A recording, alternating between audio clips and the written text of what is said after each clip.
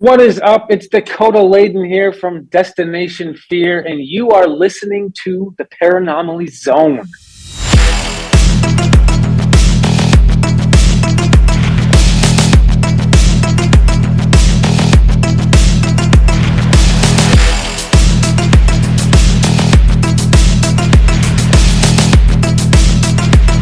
A ghostly apparition in the dark of night.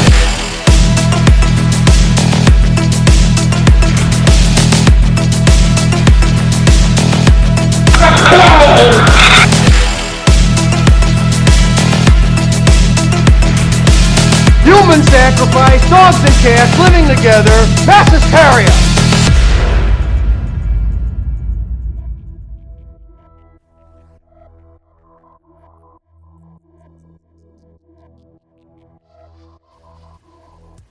So, Mike, I used to play percussion. I used to have a trap set. You're a drummist. I am a fine drummist. Yes, thank you very much for. At least you're not a drummistess. I am not a drummistess. I am simply a drummester. Nothing against S's. You know. Nothing at all. But I enjoyed playing the drums. Sometimes I would play them rather ferociously, not by a conscious decision. It's just how it kind of turned out. Until you did it until your ears bled. Well, I did make myself bleed one time. No kidding. Poked your stick up in your eye. No. I was doing one of those kind of rim shots where you hit the snare, not like that, but you hit like the snare and the rim around the snare at the very same time, and it makes a very distinct, whack sound. And I did that, and it sounded good. But then all of a sudden, I noticed that my toms and my snare were slowly getting splattered with So I was, wow, what the heck's happened? So I looked down, and I split my finger. I don't know how it happened, but my point is, I don't think I was ever described as demonic in style, or even a demonic drummist. How about you? Have you ever heard of a demon drummer? How about this? A demon drummer of Tedworth? Mike, are you familiar? I am now. He is now. Yeah, that was a very long-winded intro to our topic today. Essentially, it's poltergeist activity. That's kind of, the underlying score, so to speak, of this topic. There are some descriptions of it being potentially demonic in nature. Also, it could be just child trickery. It could be over-exaggerations. We're talking about the 17th century. We're talking about the first documented, alleged, I'm doing air quotes, poltergeist activity from Britain, Mike, the great land of British folk. The land of my grandmother. That's right. Was she a poltergeist? No, she might be now somewhere, but I have no idea. But no, if your grandmother was a poltergeist, what type of activity would she be consumed with? Well, she was an extreme disciplinarian. She used to break dishes over her children's heads when they got in trouble. Wow. At times. One time my dad, he accidentally got his sister, my aunt, in the butt with a fishing hook. He was like practicing out in the yard. And he got in so much trouble with that, my grandmother put him over her knee and started jabbing him in the ass with a darning needle. So, whoa. Yes. So she didn't take no BS, is what you're saying. No, she did not. And she's a tiny woman. She couldn't have been, she was under 5 feet tall. I know she wasn't, probably 85 pounds, but that's... perfect for me. Yeah, just her size, yeah. But yeah, anyway. That's very interesting. It made me want to... well, wait. I'm sorry, Mike. We can't go any further without something being brought to the forefront. Okay. I want to make this very, very clear. Buttons. So it is added now as an official part It of is the added. soundboard. Are you going to be extremely tired of hearing? Buttons. Not if it's done in the right context. Really? Okay. So if I ask, I'm trying to think of something. Okay, well, I'll randomly annoy you throughout the episode then with. I'm sure you will. Buttons. So I'm sorry. It sounds like I'm saying what the secret word for password is. It does. The password is buttons. Yeah, there you go. I think we stumbled across some new magic, Mike. I think we stumbled across some new magic. Well, yeah, Mike. I did not turn my. Well, why would you? Everything else is running smoothly, knock on wood. So why not? So all we need now is for Mike's dogs to start going berserk, and it'll be a normal episode. So it's all good. Mike looks like he's constipated at the moment, and his face is very, very glowy. Very glowy. Oh, that's the reflection of his phone. Pasty white ghosty. Yep, that's exactly what he looks like right now. So, okay, he's back, boys and girls. I am just full of sound bites. You are. Well, this is another one. This is one of my favorites. I don't know if you can hear that one or not, because you said you couldn't hear that last time. I hear part of it, and I automatically know what it is. Right. My stomach gurgling, whatever. The poltergeisty noise from my belly. Absolutely. Mike had an organic, lively poltergeist gurgling away in his stomach fluids. That sounded gross. Stomach fluids. Are you there, Mike? Earth to Mike. Yeah, stomach fluids aren't bad unless you start puking them up. Ooh, yummy. Yeah. Yeah, I guess so. I wonder if the drummer of Tedworth ever caused any vomit issues with those that were being affected by this alleged poltergeist, this alleged demonic entity. There was also the possibility that it was a gypsy curse as well. Right, exactly. I'm Yeah, sure because I guess the main characters involved. I did write them down, Mike, last night when we were going to record before everything went to hell. So knock on wood again, podcasting gods. We're trying a new a route, an alternate route, so to speak. Yeah. Tonight. So far, so good. Knock on wood. If I sound a little bit different, we'll get used to it. Because if this goes well, this is how I'm going to sound until I can figure something else out. But yeah, the story that we're talking about, the drummer of Tedworth, the first reported/recorded poltergeist encounter in British history. The story began back in 1661. The main players include one Joseph Glanville, William Drury, and John Mompesson. Mompesson. You know what that really reminds me of? Mompesson? Buttons. It does. Oh, boy. Sorry. Oh, it does. Well, isn't that a brand of button or something like that? Are you serious? No. Oh, God, boy, I still got my poker face. you got your poker face, your poker audio, your poker butt, whatever. Well, that's bad too. Poker butt. Man, No, thanks. That's what that hook did at poker butt. Oh, yeah, there you go. Boy, I'll be here all week, boys and girls. Yeah, the William Drury that we mentioned earlier, he was the drummer in question, a vagrant, a town vagrant, a petty thief, allegedly, maybe potentially a group of wandering gypsies he was a part of, Mike, and he allegedly cursed one John Mompesson after their encounter on the streets, their brief encounter. And we'll get into this story. It's really intriguing. There's some classic poltergeist activity. Oh, absolutely. That is documented here. And again, we're not saying it's legit. We're not saying that it isn't. We're just going to share some of the story, some of the detail, and let you decide for yourself. But it is very, very intriguing. For sure. I believe it. It's very reminiscent of the Bell Witch and the Enfield poltergeist. It's, there's some similarities there. Yeah, very, very. Yeah, definitely, for sure. For sure. And just as creepy. Just as creepy. The Enfield poltergeist still gets to me. I mean, it's one of those that is, just kind of gives me the proverbial willies, just thinking about it. But and the literal willies. Well, at least it doesn't give you the literal Jacks or Joes, or, at least it's just a Willie.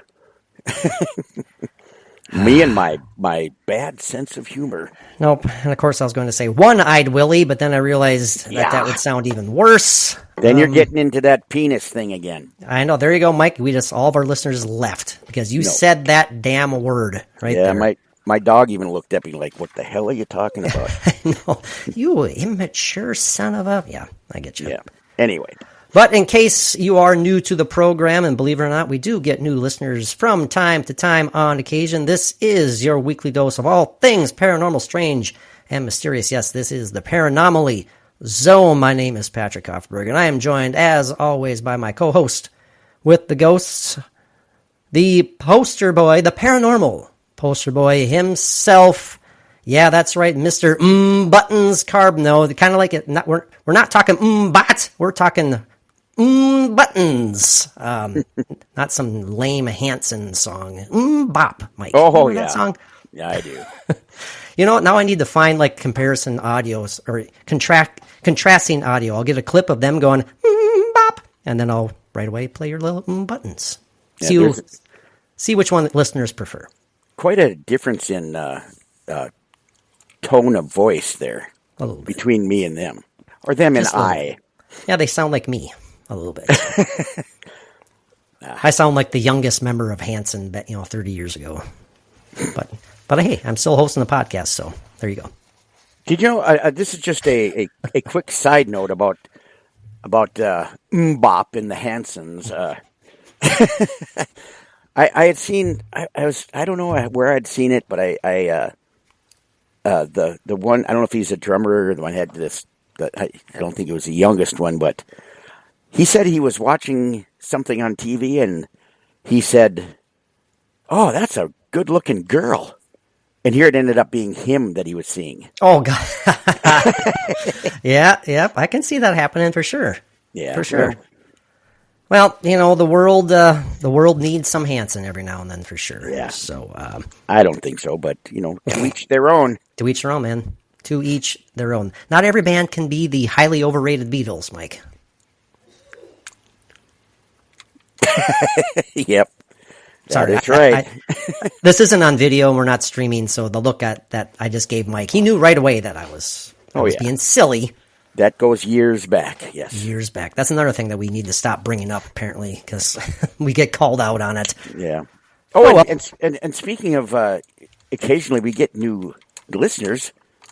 We have a new Patreon listener. Yes, awesome. Thank you very much. Shout out to Miss Crystal. I will not share her last name without permission, but yes, thank you so much, Crystal, for giving our Patreon content a shot. We hope you enjoy it for sure.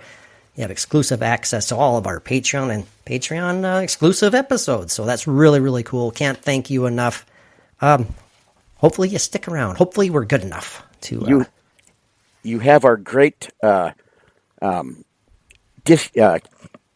Gratitude? Gratitude. I was trying to think of this other word. Yeah, what the hell were you trying to say there? My gosh. I was going to say like discorporated or something like that. No, don't insult our newest Patreon member. I was meaning to be quite up about it and jovial. But yes, thank you, Crystal. We appreciate you and everybody else that is our Patreon listeners. Absolutely. Yep, can't thank all you guys enough. Give it a shot.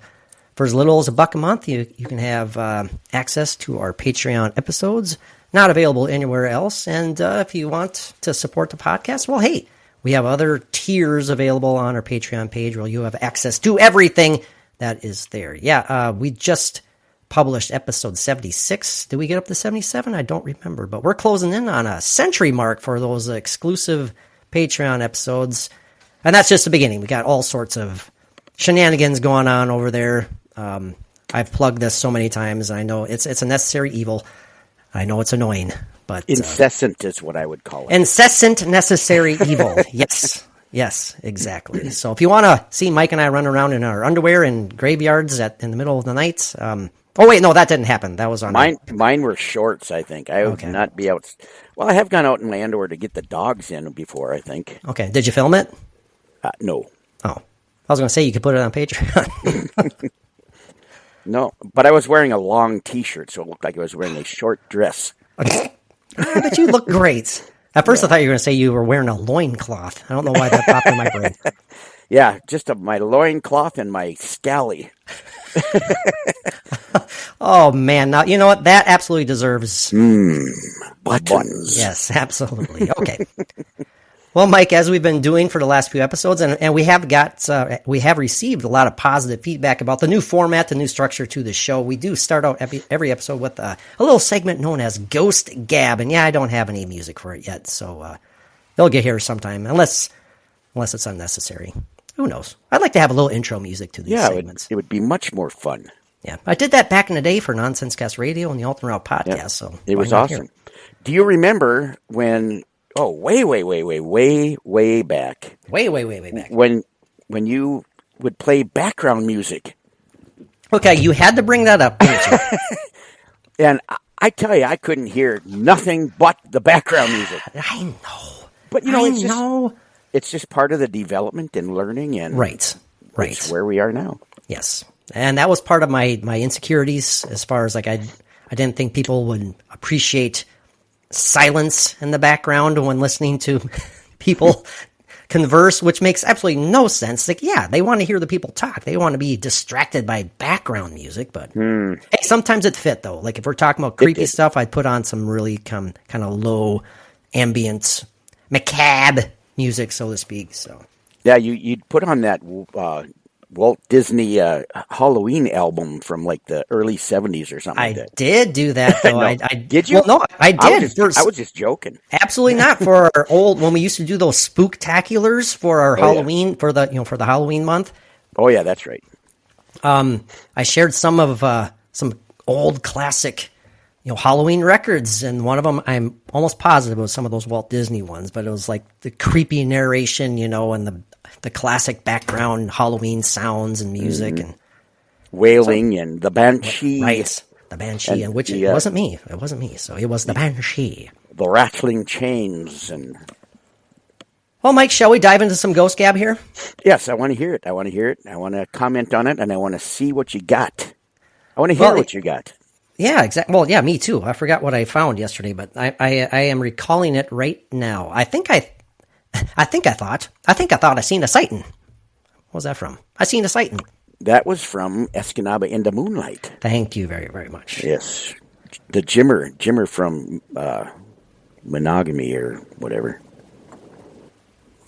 I have a paranormal would you rather, Mike. Okay. Are you interested in a paranormal Very. would you rather? I'm getting tingles. Okay. I hope in very specific locales. Wait a minute. It's just my neuropathy in my feet. Never mind. Oh, good gracious. Well, like it's there. Okay, thank you. Sorry. God, lost I thought my mind for something was under your desk for a minute. Yeah, so did I. But nope, I'm back. A large rat wrapping its tail around your ankle. No, I just took one of our time traveling excursions by myself there, so that's all that happened. Okay. Some simple would you rather, Mike, such as, we'll start you off simple, and I want our listeners to maybe send us some feedback on these, or just answer them yourselves. Don't answer them out loud if you're listening to them at work, because then people get mad. Ponder them. Ponder them. Silently ponder. So, Mike, would you rather spend a night in a graveyard or a haunted asylum? Oh, haunted asylum. Yeah, I figured you'd say that. Absolutely, no question. So I'm going to fly through these, find the ones that I think are most interesting, and so feel free to elaborate, Mike. Okay. Okay. As to why. Okay, sure. I can do that. Oh, let's see. God, I got a ton of them. Would you rather, Mike, have every mirror that you look into show your future or show your death? Ponder. I would have to say show my future. Because then your death. Yes, because, if it shows my future, if there's anything I can do to change it by knowing it, if it needs to be done. But if I see my death, I don't want to deal with that. I know. Isn't that something? Well, technically, by answering seeing your future, I mean, for all of us, death is part of our future. Right, So, exactly. But boy, you know, that's depressing. Ugh. it's part of the future, but it's a everything else is a subcategory of death, I think, from the future Man. of the future. God, are we already in the moments of the macabre? I'm depressed.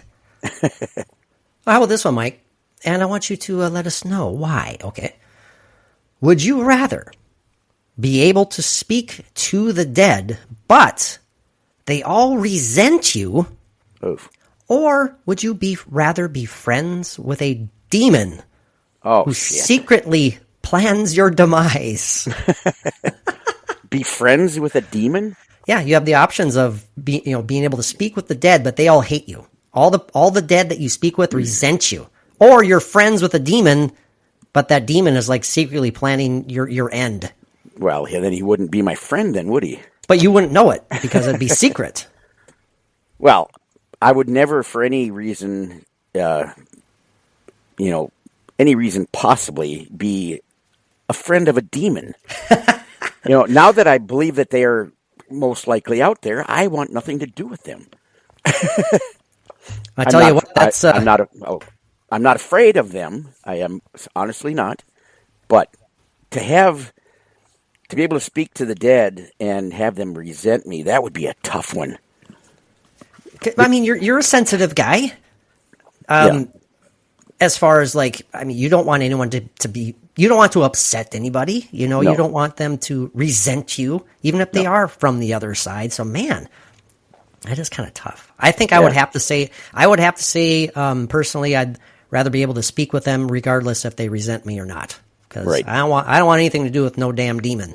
So yeah, anyone that I have been in contact with already have not been resentful whatsoever. Been quite nice and wonderful and pleasant. Yeah. Especially your dad. Oh, man. Yeah, that's right. That's a whole other ball of wax. Yeah, this guy was actually brought to tears recording the podcast like a year or so ago. Well, that was the same time, like when with your dad. It was the same time with some things with Mary and her. Right. Oh boy, yeah.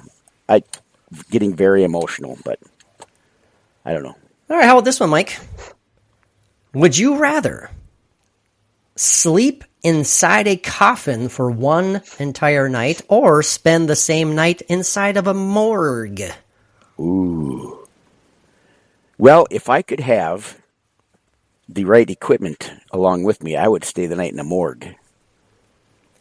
I think I'm with you on that one. Recording purposes and spirit box and things like that.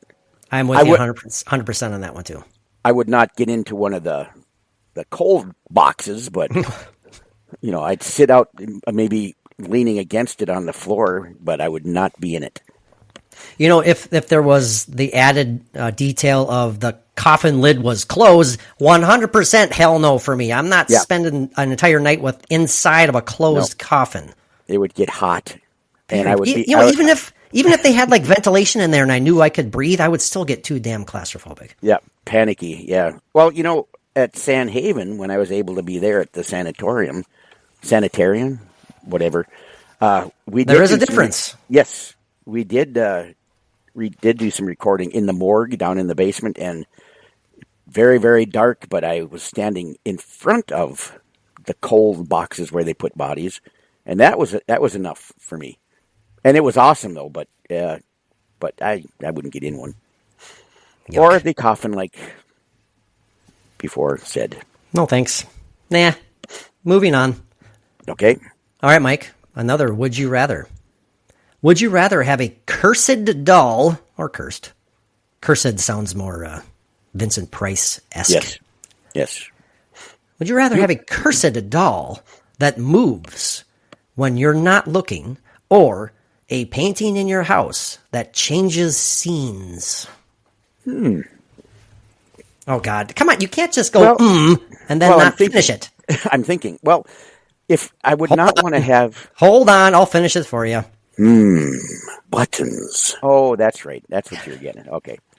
I would, it depends on if the doll, every time I wasn't looking and it was moving, if every time I looked back at it, it was like a foot closer to me, forget it. But, what was the other one? A painting Oh, yeah. in your house that the background scenery constantly changes. I think that would be awesome. Wouldn't that I be would like, what love the that. hell is going on there? Yeah, it's like this a damn portal? What's going on here in this painting? I would love it. You know, we all have those kind of optical illusions, like when we stare at a portrait, whether it be a drawing or a painting of a person, if they're looking straight on at you. We've all had that experience where no matter where you go in the room, it's like that thing is staring at me. It's like I'm staring on the far left end of the room. That's looking right at me. I'll go to the far right of the room. It's still looking right at me. I mean, what the hell's going on there? Well, you know, You did it again. You did it again. Buttons. Thank you. Okay. This is the thing, Mike. I don't care how annoying it is. We're going to beat this into the ground. Okay. I was going to say, though, as an example, you know, some of your artwork like that you've had of like moving water in the rivers. I got one up on my wall here. If I stare at it long enough, the water is actually moving. It kind of moves. No, I'm Yeah. just kidding, but wouldn't that be cool? Yeah, it would be cool. And you made me feel good for a second about my artwork. Only for a second, though. Only for 1 second. You know, you should feel good about your artwork.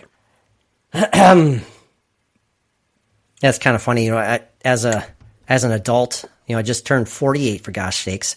Criminy. You know, and I still do. You know, I'm getting back into the painting, and I'm trying a different route. I'm trying the acrylic painting, and of course, I still ended up doing like a scenic scene, and it looked, you know, too Bob Ross-esque for me. But you were like, no, there's a lot more detail, a lot more movement. You did say movement in that one, and I still send my works in progress photos like to my 80-year-old mom, because she's like, I like showing her what I'm doing, you know, and you know, I guess I'm seeking approval still as a 48-year-old, you know. And plus, you know that no matter if she likes it or not, she's going to say, "Oh, that's beautiful, Patrick." But that's not true. That's not true. The last one that I sent to her, I was actually, this painting I'm talking about, which I felt pretty good about. You know, I hadn't painted for like 2 years, almost 3 years. And I thought, you know, acrylic is a totally different beast than oil. You know that, you know. Very. And so I liked how it turned out. And I sent that to her, and I could just tell by her text message replies that she wasn't too impressed at all. And when I saw her in person, I was like, just casually, I was like, you know, Mom, so I'm just curious, you know, you didn't like that last painting of mine? And she goes, it was too much. Too busy. Exactly. There's too much going on. There's too much white water all over the place. So that was pretty funny. Thank God you don't have any fish jumping out of the water. I know, exactly. It's like, can you erase some of this somehow? All right, this one's more gross in nature than anything paranormal. Okay. Would you rather bathe in a tub full of worms or sleep in a bed full of maggots? Oh my God. Well, maggots are something that I've had a great, just a huge repulsion to since I was a little kid. It just same here. They are like, you know, like spiders to some people, and maggots to me are like, I've opened up a garbage can before, and it's like there's been like food on top for too long, and you open up and there's just maggots, or you find a dead animal in the forest or something. Oh God. And you know, you see it, and then all of a sudden the smell hits you, and I'm like, oh my God. Yeah, very bad. We would not do well in one of those forensic farms that they have. Oh my God, absolutely not. Woo! Okay, just a couple more here because we need to dive into the meat of the subject. Yes, These are really, really interesting. They are. Would you rather, Mike, have nightmares every night that come true, or live a life where you cannot distinguish between reality and dreams? Well, I already do that. Oh, come on now. No. Wow. I would not. Who would want to have nightmares that come true? I know that's no. Because you know, it's like if you wouldn't survive that. You know, the other, and maybe you could somehow look at the other option and kind of twist it into a fun thing, like, okay, is this a dream or reality? You know, and just like make jokes out of it. Yeah, I totally would go with the cannot discern between reality and dreams rather than living your own nightmares. No, thank you. All right, the last one, Mike. Would you rather walk through a forest where the trees have faces and whisper your name, or swim in a lake where shadows swim beneath the surface? Oh, I'll take the trees any day. Ooh, okay. Mike, very quick on the trigger there. Yep. Yeah, the water thing with shadows. I mean, there's already too much. That creeps crap you out, in, doesn't it? Yeah. Well, I won't be in a lake ever again now. I mean, I've thought about muskies too much and giant northerns, pikes. Ripping people's feet open and. Ugh. Yeah. No, hey, Mr. Jeremy Wade, River Monsters guy himself, he traveled to Minnesota and he did one of those episodes of his. Searching for the giant muskellunge. Yeah. The alleged attacks on bathers and all that good stuff. Yeah. They are a true monster, I believe. Oh, they can get huge. Oh, my gosh. And razor sharp teeth. Yeah. Yikes. And aggressive. Very aggressive. And again, Mike, just swimming and anything. I mean, you're treading water and dark water. What the hell is right below your feet? Yeah. And things changed with me for that when I swam in the, I spent a couple of times going to the South China Sea swimming. Ooh. And I had some weird things there too. So I'm just done. I'll be in a boat on the water any day. Yeah. Oh gosh. Absolutely. Yeah. And I love swimming. I love it. As lame as it sounds, it kind of depends on how well I'm doing this in air quotes again, how well I know the lake. Yeah. If that makes sense. But if I'm in let's just say I don't think if I was in the middle of Lake Superior, I don't think I'd be diving off anytime soon. Yeah. I wouldn't even swim in definitely not a public pool, or even if I had a pool. Yeah. Unless it was very, very, private. But because, I'm 61 years old, I've lost 80 pounds over the last couple of years. You don't want to see me without a shirt on. And I don't want to swim with a shirt on, so... Or a very long T-shirt and nothing else on underneath it, right? When you let your dogs out. Let my dogs out. You talked about that earlier today. I don't know. Oh, I thought you were saying let my dogs out from under my shirt. No. I wasn't referring to any... about something different. I'm talking about actual dogs. I'm not talking about a part of your anatomy or multiple parts. Dogs. Yes, bark dogs. Okay. All right, Mike, the drummer of Tedworth. Yes, let's get on this. 17th century, first British documented report. First British, that sounds bad. The first documented account, poltergeist activity in British history. 17th century. I mentioned earlier that the story begins in 1661. Quite a good year. I remember it fondly. It was a good year. Sure you do. And you were, as I was, totally unfamiliar with this story a mere 4 or 5 days ago. I had never heard of it. Well, yeah. Thank you for your feedback. No, I was reading my notes. So, what did you say? Mike, this is Mike. You know what I said, okay? That's what was going through Mike's brain when I was looking directly at Mike's face, and that's what was going through his mind. Right. And then right after that, all I heard was blah blah blah blah blah blah blah blah blah. Oh, I forgot. Yeah, usually when I ask Mike what's going on, do you have any ideas for the podcast? I have nothing. Right. Yeah. The show is pretty soon going to turn into just a soundbar of Mike clips. We got to get some of your stuff on here. People don't want to hear me. All right, Mike. What's he doing here? Mike's trying not to laugh. Alrighty, Mike, drummer of Tedworth. And now I apologize if we're butchering the pronunciation. I've heard Tedworth. I've heard Tedworth.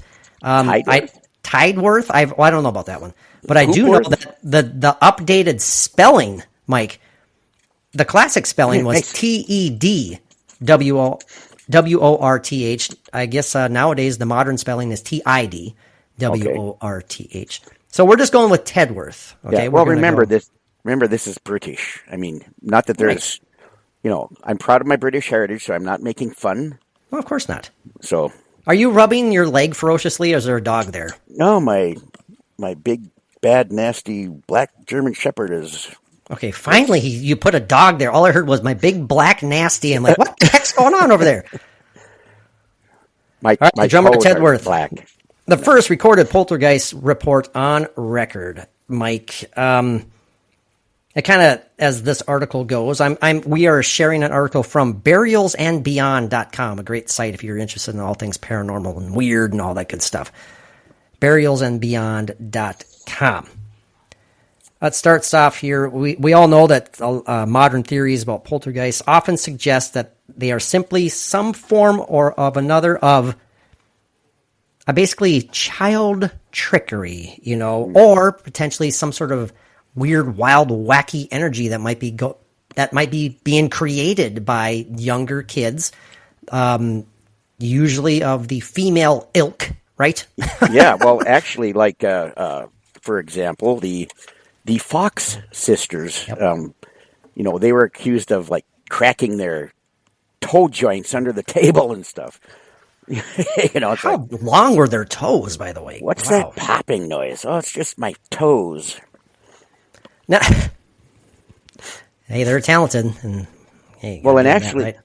yeah, well, actually, isn't that Fox sisters story? Isn't that like one of the first original stories of poltergeist in the United States? Yeah, no, it's an oldie but goodie I believe, yeah, for sure. But continuing on, yes, potentially some sort of manifestation of energy created by these younger kids, more often than not, going through puberty, a lot of changes happening, obviously. There are multiple theories that, hey, perhaps they are somehow creating this weird, wild, wacky energy that's powerful enough to actually start moving things, making sounds, creating lights in the sky. I mean, well, not in the sky, but, floating orbs of such. And something like that isn't trickery. It's the energy that you're talking about. That like comes around their coming of age thing. All the emotions going on and just everything heightened and can cause poltergeisty activity. Well, you mentioned the Enfield poltergeist earlier, and that's very controversial for many reasons, but one of them being because, like, the child in question, a lot of people, a lot of the skeptics, the pseudo-skeptics obviously think this way, but they're thinking that she was pulling the fast one on everybody. She was able to, kind of throw her voice. She was able to create those guttural growls, and sound like a 97-year-old dead man somehow. Yeah. Edgar Bergen couldn't even throw his voice that good. Right. So, I mean, again, that case, I tend to look at that as being a little more legit than quite a few of the other documented poltergeist activities. Right. I agree. But moving on. Now this 17th. Okay, moving on. There's nothing to see here. Let's go. I time traveled again. I'm sorry. I'm back. Is there something that's actually causing you to do this, or what? No, I'm time traveling. Okay, we'll go with that. Okay, you're not helping me. You're not very helpful. I know. Yes, Debbie Downer. No, morbid Mike. I don't know. Morbid Mike. All right, Mike. This 17th century account has established the theory of a noisy, harmful ghost was not rooted in these, other theories such as hormonal teenagers, but actually involved, as we mentioned earlier, one magistrate and an irritating percussionist, or drummist, as Mike decided to call me. Details vary in this account, as often the case. Some say that one John Mompesson in question lived in Tedworth. Others say he simply was a local landowner who brought a case against the drummer out of spite. Yeah. But regardless of which detail is true, the inevitable results are what we're going to be talking about here. I do think that they said he was a magistrate. Yeah, I did say that. I did say magistrate. I heard it. I was Thank you for adding. Okay. Mike Concurring Carbno. There you go. Morbid Mike Concurring Carbno. Say that 5 times fast. Nope. All right, the story goes, Mike, in 1661, John Mopesson, the aforementioned landowner, excise officer, and commission officer in the militia, primarily referred to as a magistrate. Thank you, Mike. Buttons. Thank you. Was visiting one Luger's Hall in Wiltshire. Luger? Ludger's Shawl. Ludger's Shawl. In Wiltshire. When he came across a local vagrant called William Drury. Now old Billy Drury here had been making a nuisance of himself by playing his drum relentlessly while begging for money. Yeah, what a great way to get money. Just slamming away on some obnoxious drum of sorts. And counterfeit permission papers to do it. Yeah, that's right. You are correct. Yes. You are correct. Obviously, this was much to the annoyance of the local townsfolk. So much so that Mr. Mopesson actually confronted this drummer and found him, as Mike said, to be in possession of these counterfeit documents that he says permitted him to play obnoxiously. Yeah, what is it called again? It's called, I wrote it down. Busking. Busking. When I was in Seattle, there's buskers everywhere. It's like the guys out playing guitar or doing some kind of weird stuff out in the street, and it was awesome. There's a lot of stuff going on. It was really cool. But anyway. Yeah, exactly. They're sitting there with their open guitar case, so you can throw a coin at them or whatever. Yep. Well, not at them. Just sit there and you whip a coin as hard as you can right at their face. Anyways, continuing on, as we say, Mopesson confronted the drummer, and after realizing he had some counterfeit documents, Mopesson eventually brought a case against this drummer, this vagrant, and the local bailiff eventually confiscated the drummer, Mr. Billy Drury's drum. But William was actually relieved to be freed before he was eventually ever taken to trial. So he was, his drum was confiscated. He did not have to go to trial, so he was happy about that. But he was pissed off that he didn't have his drum. Yeah, he did not get it back. And the bailiff, they sent it to Mopesson. They did. So Mopesson had it in his home. I like that. I like that guy's name, Mopesson. Yeah, that sounds kind of French. Sounds like a Grand Admiral in Star Wars or something. Admiral Mopesson. Yeah. Continuing. Now, when Mopesson returned home to Tedworth, whatever, he didn't have another thought about this drummer, this crazy vagrant Billy Drury. He didn't have one second thought whatsoever. Didn't even think about his unwelcome rhythms, his obnoxious drumming. However, Mike, as the story goes, in the interim, the offending drum arrived at Mr. Mopesson's house, forwarded by the bailiff, as Mike mentioned earlier. Mm-hmm. Now, as soon as this drum arrived, it is said that Mopesson and his family began to be plagued with nocturnal bangs and knocks throughout the house. Now, Mike's giggling. His immature self laughs at the phrase nocturnal banging.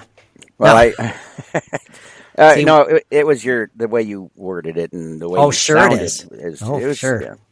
Sure. Come on, you can't cover it up, Mike. We all know what you're thinking. Yeah, absolutely. Now,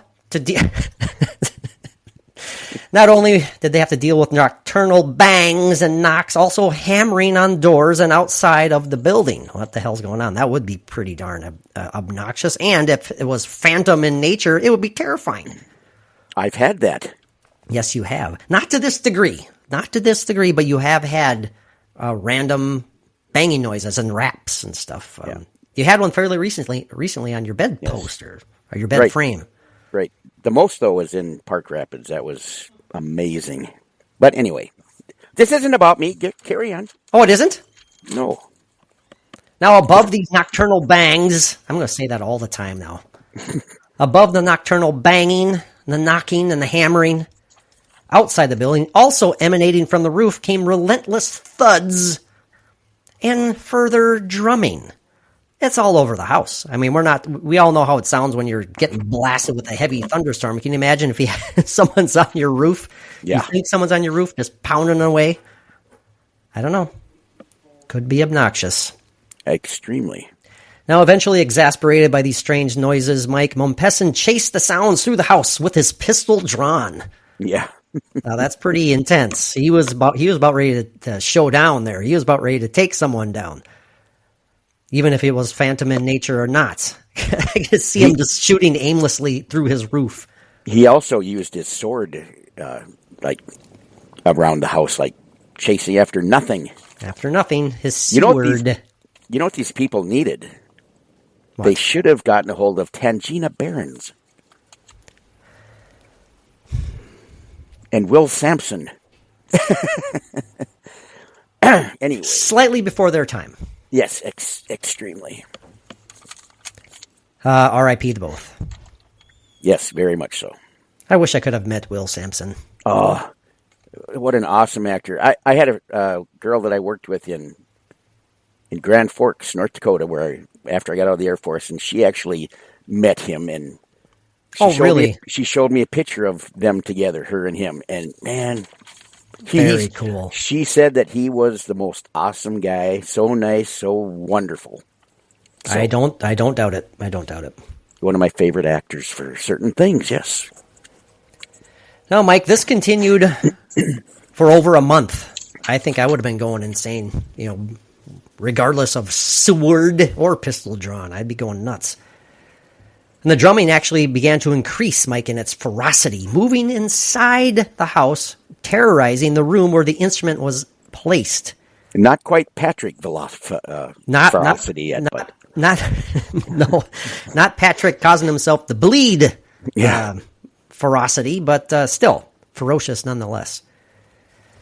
Whoa, sorry, just hit my microphone. This was unnerving enough for the family, but their fear would actually increase, Mike, as the sounds began to focus on the children's bedroom. Mm-hmm. Never a good thing. Never cool.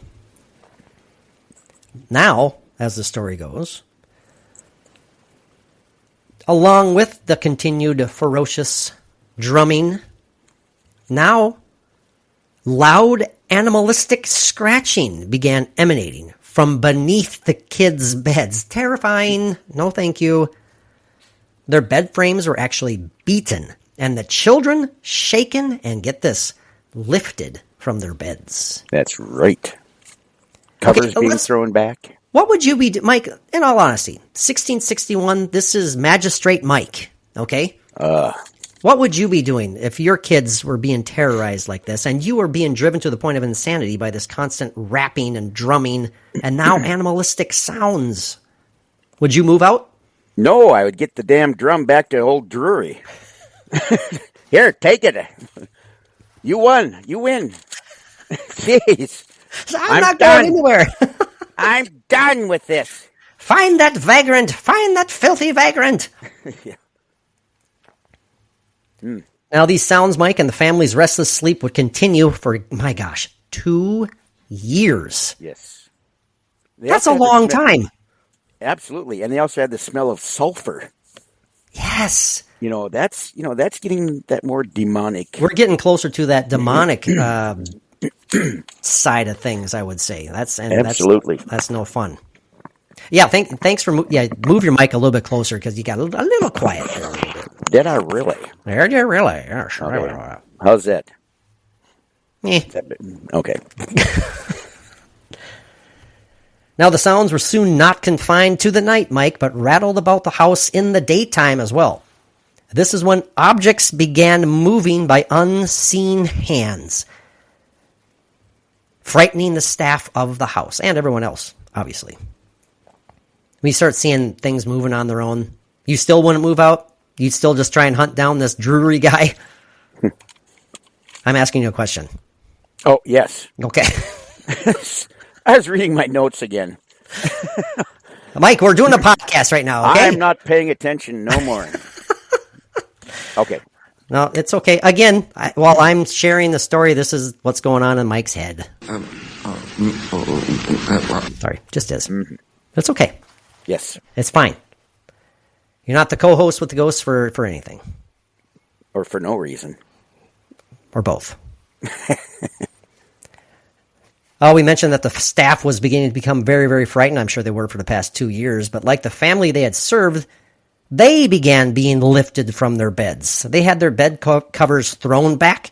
Their possessions started being cast about the room, thrown across their beds, across them.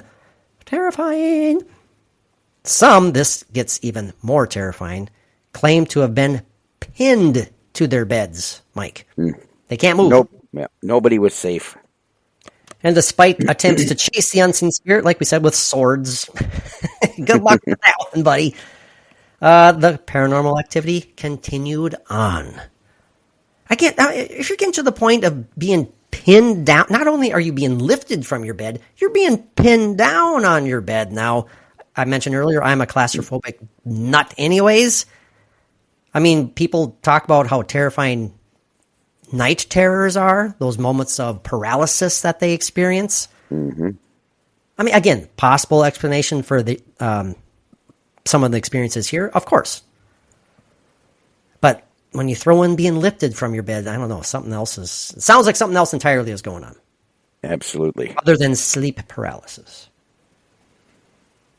Now get this, the paranormal activity continued on, as we said, and the drumming actually became so loud, Mike, that it ended up waking up nearby villagers. Yeah. And turned the house into a public curiosity. I would have started charging $0.25. I would too. Absolutely. Or I'd start hiring people to hunt down this William Drury guy. And just hey, first one to find the vagrant Drury, you get a bale of hay or something. I don't know. This is when it starts getting even more creepy, Mike. Now, not only were they experiencing all these sounds being thrown from their bed, being pinned to their bed, seeing objects thrown all over the place, now they started seeing, yes, you guessed it, floating lights, little orbs, Mike, moving about independently.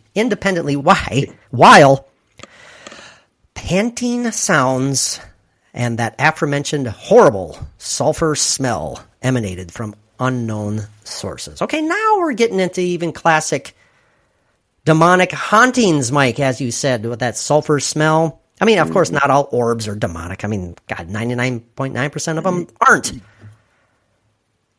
We don't even think of orbs necessarily as being an intelligent form of a haunting, but just some sort of form of visible energy. Mm-hmm. But it seems like it's connected. Something's going on there. Well, and then more energy that's added to these orbs, I think, can actually manifest into a conscious. No, I'm sorry, everybody. Mike froze up a little bit there. Hey, we had our first freeze up, so that's good. So did you. I know, but you said you said the. What were you saying? You said the more energy there was, the orbs manifested into, and then you froze. They could manifest into something more intelligent and there you go. Yeah, specific. Mompesson actually began writing notes down, jotting a little stuff into a diary, so to speak. He wrote, "It would make chairs, tables, trunks, and all movables walk up and down the rooms." Good Lord. And often come tumble down the stairs, sometimes making a noise like a bowl, and other times as if it drew a chain after it. Oh, the classic chain. Yeah.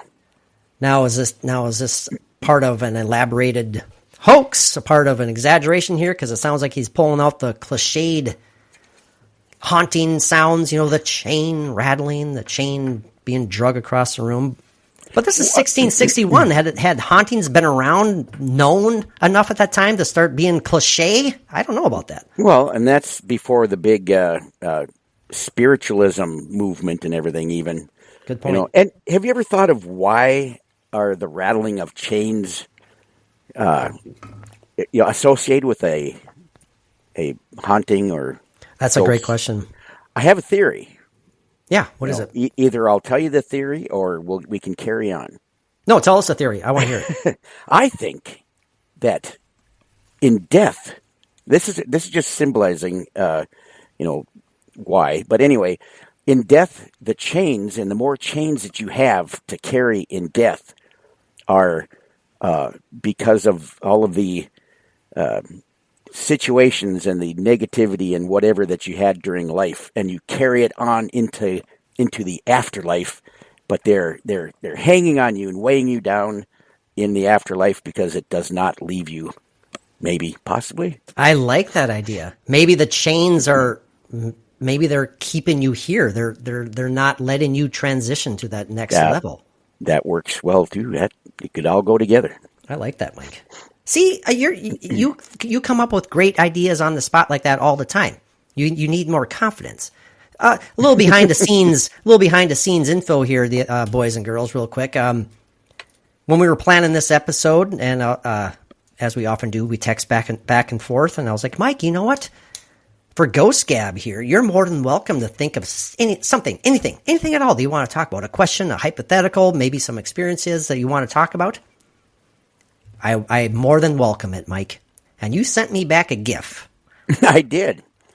Of a man laughing hysterically. Yes. While you said, "What? Me? Think of something?" Yeah. Well, yeah, that's the way it usually goes with me. All right, moving on. Yes. Now, on one occasion, Mike, a local priest was eventually brought to the house alongside several sleep-deprived neighbors. Yeah. They end up finding out that when they prayed in Mompesson's children's room, the drumming sound subsided and moved elsewhere inside the house. However, when their prayers stopped, the drumming returned, as did the, quote, spirit's anger. And the neighbors wanted their quarterback. They wanted their quarterback, exactly. Which eventually caused chairs to move around the room and hurled shoes and other loose objects it could get its spectral hands on. Which, of course, reminds me of when you think of hurling shoes, I think about former President George W. Bush at a press conference when a man jumped up and threw a shoe at him. Boy, that was tough to deal with. He dodged it. He was quick. Yeah, he did. I'm sure the guy didn't get away with it very easily. No, I don't think so. Isn't that an Austin Powers reference too? It's like, who throws a shoe? Who throws a shoe? Yeah. Yeah, there's shoes and pilgrim hats flying everywhere. On another day, Mike, on another day, a blacksmith came to the stay with the footmen in order to reassure them, but during the night, a pair of pincers was continually snapping at the blacksmith's nose. Now, that's made up. That is ridiculous. So why do you say that? Why do you say that's made up? It sounds like a cheap 3D movie. You know, it's like all of a sudden these things come at your nose and it goes back a little bit and comes back again. And yeah.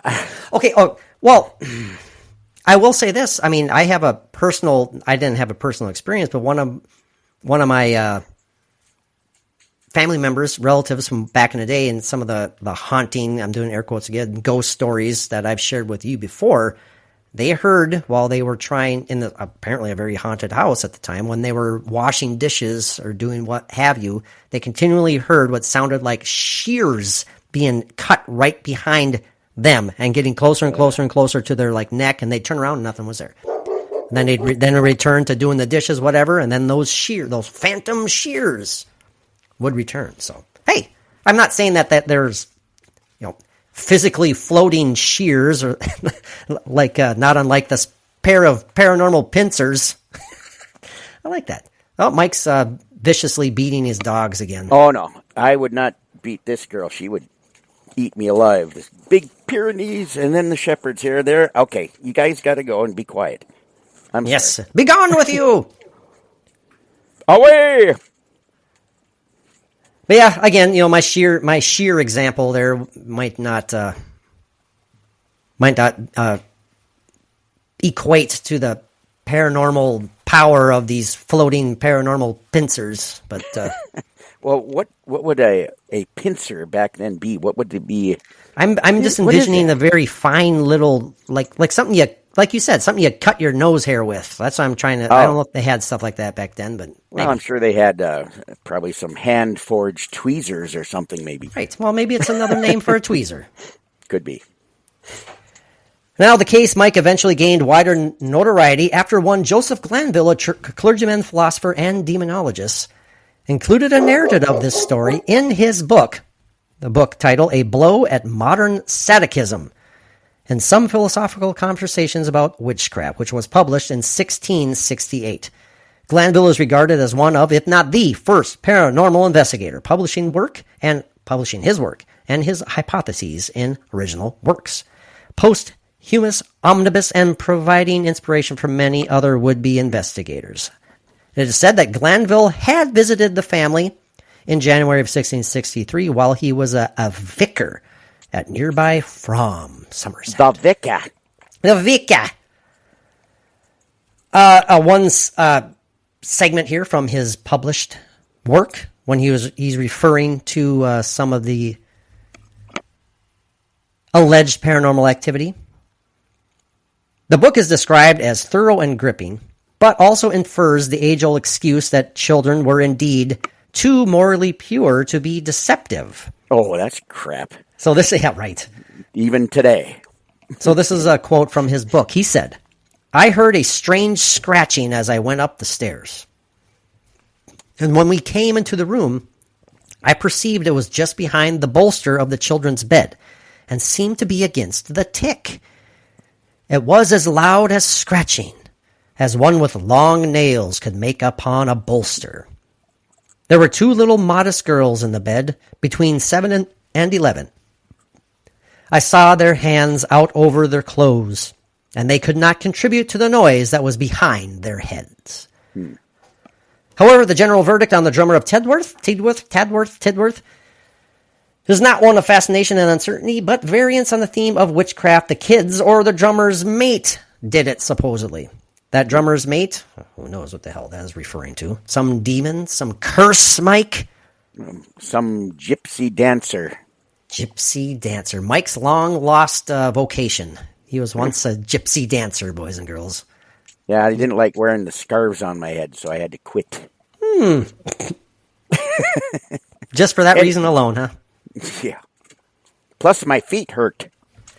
Now, there was an interesting theory from one Amos Norton Kraft. He threw out there in 1881, over 200 years later. He suggested that traveling communities were to blame. Here we go. This is what Mr. Amos Norton Kraft said, Mike. He said Mr. Mompesson has caused the arrest and imprisonment of a member of a band of gypsies, yes, who were intensely enraged at him on that account, that the disturbance ceased as soon as the gypsy was transported beyond the sea, and his associates had no farther hope of his release. These manifestations began as soon as the gypsy returned from transportation, that the gypsy professed to be the cause of the disturbance, and that the excited imagination would naturally add to the manifestations, which the enraged trickster really produced. Gypsies can be quite lethal. Have you ever read, or if any of the listeners ever read the book Thinner by Stephen King? Did you just say gypsies can be quite lethal? Well, if they want to throw a curse on you, yeah. I'm not saying anything sure. against gypsies, because there are still people that they identify as gypsies, and probably are gypsies. Right. So I'm not saying anything bad about them, but read the book Thinner by Stephen King, and you'll see how they can be. Don't tell me what to do. If they need to. As we wrap up this story here, one H. Addington Bruce, Mike, an American journalist. Oh, Mike's viciously beaten his dogs yet again. I'm telling you, we need to report this man. H. Addington Bruce, Mike, are you listening? Argued that the phenomena, yes, he is. He's shaking his head, boys and girls.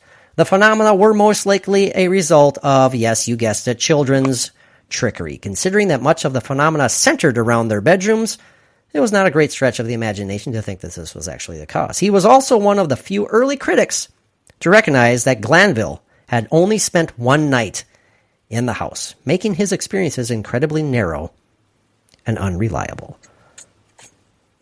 So, now this case has, over the years, been largely dismissed, okay, as nothing but as trickery of some sort, over-imagination, elaborated stories, any number of things. Especially over the centuries, if it can become twisted and elaborated and different Oh, things. 100%.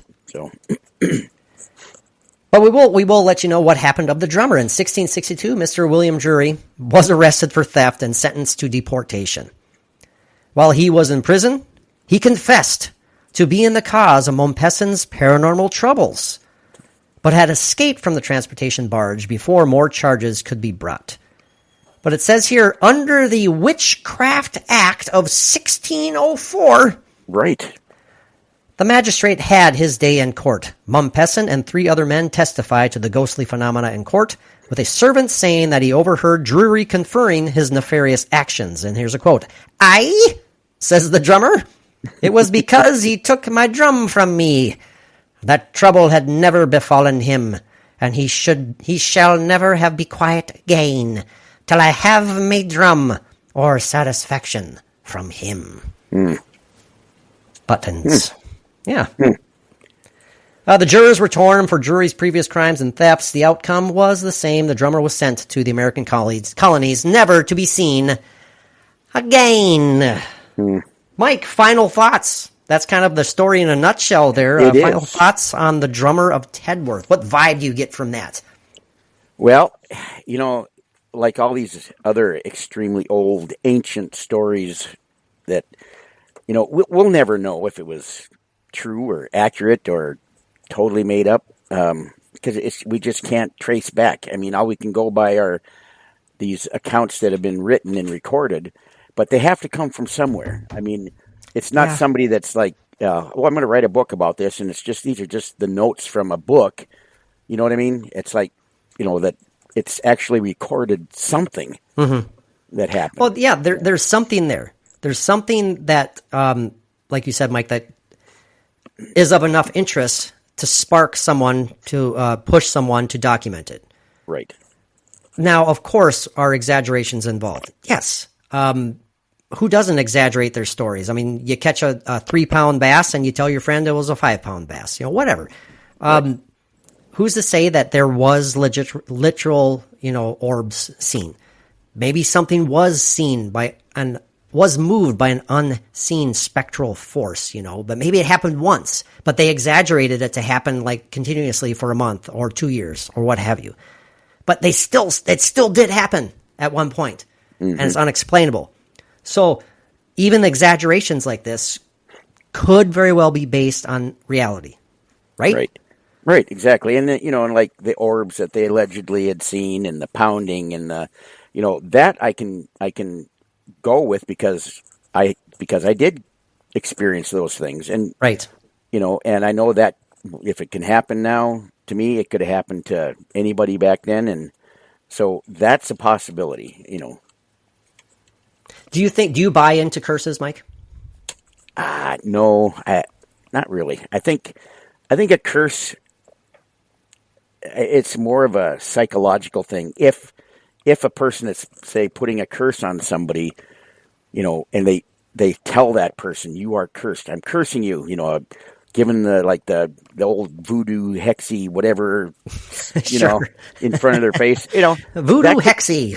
Yeah, that could freak somebody out enough to where it puts in their head that, oh my God, I'm cursed, and there are things that they could experience on other days normally, with that in their head, they could be like, oh, that must be the curse, it could be something built up in your own mind, possibly.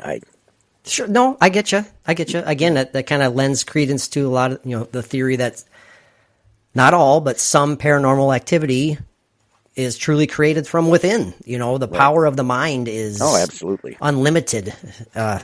If you want to go that far, I mean, do we haunt ourselves to an extent? Possibly. Can we curse ourselves? Well, there is such a thing as, how does the saying go, Mike? You want to create a positive future for yourself, right? You want to envision good things happening, and therefore they will possibly actually come to fruition. You're manifesting your destiny almost. So, I get it. I get that as a possibility. So my final thoughts on this, Mike, is that I buy it that there was some legit creepy stuff going on in that house. Was it related to this drum? I don't know. I don't necessarily believe that to be the case. I don't necessarily think there was a curse of any sort. I don't think there was any sort of demonic entity lurking in that house. But I think it could very possibly have been a nasty poltergeist. Mm-hmm. Who's to say that it couldn't be real? Not saying it is. I don't know if it is. And we're not saying it isn't. Right. 100%. So what do you guys think? I'd love to hear some listener feedback on the drummer of Tedworth. Apparently it's a really well-known story. I had never heard of it. So but hey, that's fine. There's plenty of great stories that we've never heard of that. Yes, exactly. Yeah. Well, Mike, you ready to wrap up the show with some moments of the macabre? Yeah. Some Macabre me away. Macabre you away? Yeah.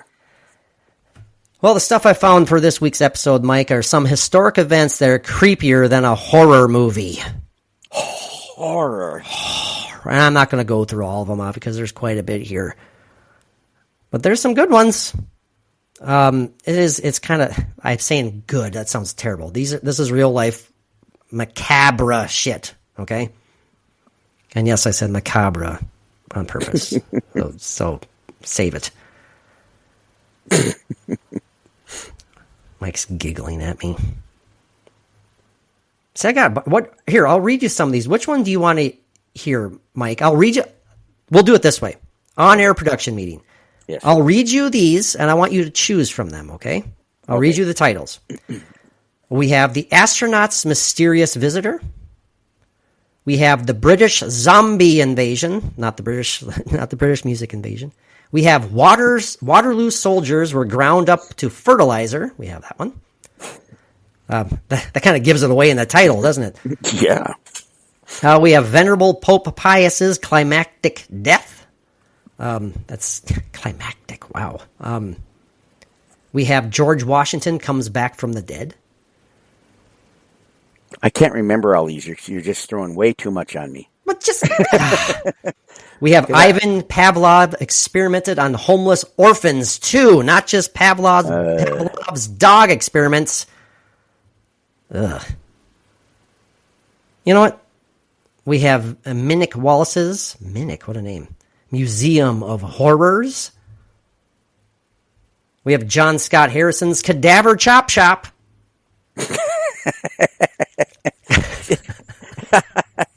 I love that. Boy, put that in the yellow pages. All right, we'll do that. We'll read since I won't even finish the list. We'll since Mike giggled organically at John Scott Harrison's Cadaver Chop Shop. I'll read you that one. Okay.